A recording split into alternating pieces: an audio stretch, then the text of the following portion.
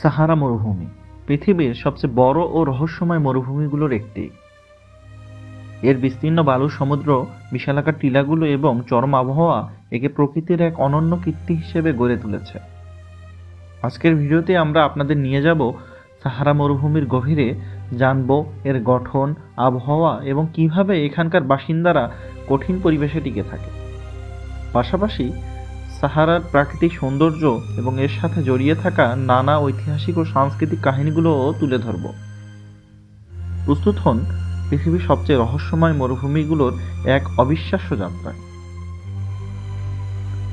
সাহারা মরুভূমি পৃথিবীর বৃহত্তম উষ্ণ মরুভূমি, যা উত্তর আফ্রিকার একটি বিশাল অংশ জুড়ে বিস্তৃত। এটি শুধুমাত্র আকারেই নয়, এর বৈচিত্র্যময় প্রকৃতি, চরম আবহাওয়া এবং দীর্ঘ ইতিহাসের জন্য বিখ্যাত।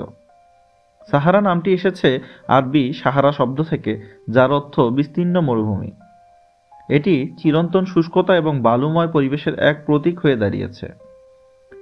সাহারা মরুভূমি উত্তর আফ্রিকায় প্রায় 9.2 মিলিয়ন বর্গ কিলোমিটার এলাকা জুড়ে অবস্থিত, যা সমগ্র যুক্তরাষ্ট্রের সমান।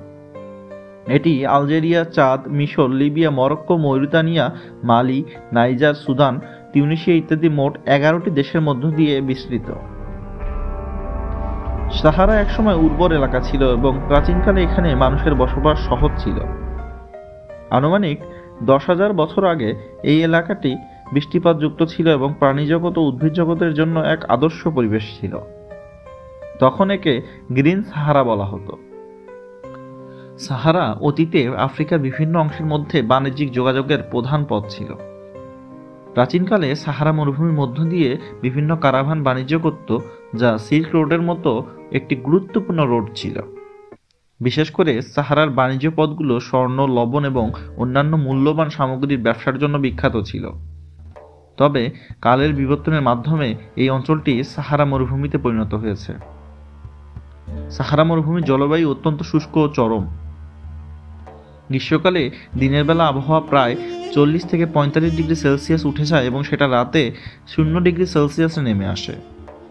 সাহারায় বার্ষিক বৃষ্টিপাত খুবই কম, মাত্র 25 মিলিমিটার থেকে 200 মিলিমিটার বৃষ্টিপাত হয় এখানে। কিছু কিছু এলাকায় মাত্র একবার বৃষ্টি হয়। সাহারায় প্রায়শই ধূলিঝড় হয়ে থাকে, যা কখনো কখনো কয়েকশো কিলোমিটার দূর পর্যন্ত ছড়িয়ে পড়ে। সাহারার বৃহৎ অংশে বালুর বিশালাকার টিলা রয়েছে, যেগুলোকে এর্গ বলা হয়। সাহারার কিছু পাথুরে পাহাড়, যেমন হগ্গার পর্বতমালা এবং তিব্বেতি পর্বতমালা রয়েছে।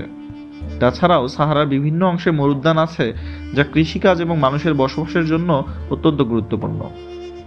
সাহারার মধ্যে কিছু শুকনো নদী তলদেশ রয়েছে, যেগুলোকে ওয়াদি বলা হয়। এই নদীগুলোতে বছরের বিশেষ সময়ে সামান্য পানি প্রবাহিত হয়। সাহারা মরুভূমির চরম আবহাওয়ার মধ্যেও কিছু স্থায়ী প্রাণী বসবাস করতে সক্ষম হয়েছে।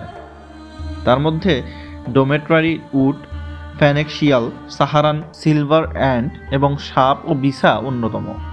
এগুলো প্রাণী সাহারা মরুভূমির শুষ্ক আবহাওয়ার মধ্যেও টিকে থাকতে পারে। সাহারার বেশ কিছু এলাকায় তেল এবং প্রাকৃতিক গ্যাসের বড় উৎস রয়েছে, যা এখানকার অর্থনীতির একটি গুরুত্বপূর্ণ অংশ। সাহারা মরুভূমি চরম পরিবেশের কারণে এখানে মানুষের বসবাস করা কঠিন। তবে তুয়ারেগ এবং বেদুইন যাযাবর জনগোষ্ঠীগুলো সাহারায় ঐতিহ্যগতভাবে বসবাস করছে। তারা তাদের যাযাবর জীবনে অভ্যস্ত এবং কিছু মরুদ্যানেও কৃষিকাজ করে।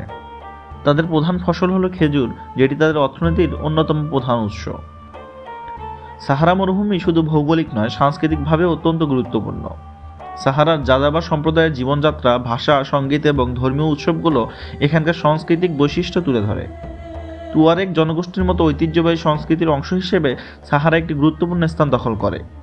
প্রতি বছর অনেক পর্যটক সাহারা মরুভূমির অনেক অঞ্চলে ঘুরতে আসে। মরক্কো, মিশর এবং তিউনিসিয়ার মতো দেশগুলোতে সাহারার প্রান্তিক অঞ্চল ভ্রমণের জন্য বিশেষ সাফারি এবং ক্যাম্পেইনের ব্যবস্থা রয়েছে। সাহারা মরুভূমিতে মরুকরণের কারণে পরিবেশগত সমস্যার সৃষ্টি হচ্ছে, যা পৃথিবীর অন্যান্য অঞ্চলেও প্রসারিত হতে পারে। বিভিন্ন কারণ, যেমন বৃক্ষ নিধন, অতিরিক্ত চারণভূমি এবং জলবায়ুর পরিবর্তন সাহারার আশেপাশের অঞ্চলগুলোকে আরও শুষ্ক করে তুলছে। এত চরম আবহাওয়া ও নিষ্ঠুর প্রকৃতি হওয়া সত্ত্বেও সাহারা মরুভূমি এক ভবিষ্যৎ সম্ভাবনা হলো সৌরশক্তি। সাহারার বিশাল খালি এলাকা এবং প্রখর সূর্যালোককে কাজে লাগিয়ে সৌরবিদ্যুৎ উৎপাদন করার উদ্যোগ নেওয়া হচ্ছে। যদি এটি কার্যকরভাবে ব্যবহার করা হয় তবে সাহারা বিশ্বের অন্যতম সৌর বিদ্যুৎ উৎপাদক হতে পারে। সবশেষে সাহারা মরুভূমির ভূগোল, পরিবেশ, ইতিহাস এবং এর সাথে জড়িত সাংস্কৃতিক ও অর্থনৈতিক দিকগুলো একে শুধু একটি প্রাকৃতিক স্থানই নয়, বরং একটি অত্যন্ত গুরুত্বপূর্ণ বিশ্ব সম্পদে পরিণত করেছে।